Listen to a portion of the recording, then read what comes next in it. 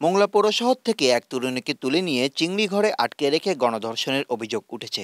এই ঘটনায় 7 জনকে আসামি করে মোংলা থানায় একটি মামলা দায়ের করেছে ভিকটিমের নিকটাত্মীয়। 5 জনকে আটক করেছে মোংলা থানা পুলিশ।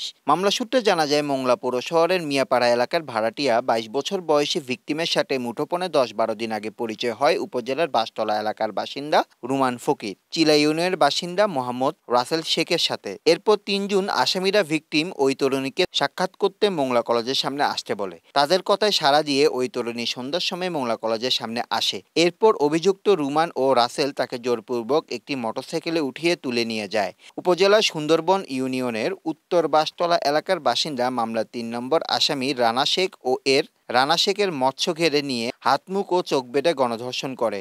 এরপর ভিকটিম জ্ঞান হারিয়ে অচেতন হয়ে পড়লে আসামিরা রাত 1টার সময় পুনরায় তরুণীকে হাত মুখ বাঁধা অবস্থায় চাঁদপাই ইউনিয়নের মৌখালী ব্রিজের কাছে ফেলে চলে যায়। পরে এক মোটর গাড়ি চালক মোহাম্মদ হুমায়ুন তরুণীকে তুলে নিয়ে মোংলা উপজেলা স্বাস্থ্য কমপ্লেক্সেও ভর্তি করান। 4 জুন রাতে মোংলা থানায় একটি লিখিত অভিযোগ দাখিল করে তার নিকটাত্মীয় বোন। অভিযোগে তিনি 7 জনকে আসামি করেন। বর্তমানে ভিকটিম ওই তরুণী মোংলা উপজেলা স্বাস্থ্য কমপ্লেক্সে চিকিৎসাধীন রয়েছে। মোংলা থানা ভারপ্রাপ্ত কর্মকর্তা KM আজিজুল ইসলাম জানান,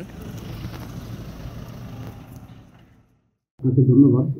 একটা ঘটনা গত 3 তারিখ রাত 10 ঘটিকার সময়ে সুন্দরবন ইউনিয়নের বাসতলা গ্রামে একটি ঘেরের ঘরের মধ্যে আসামি রানার ঘরের মধ্যে ধর্ষণের একটা ঘটনা ঘটে।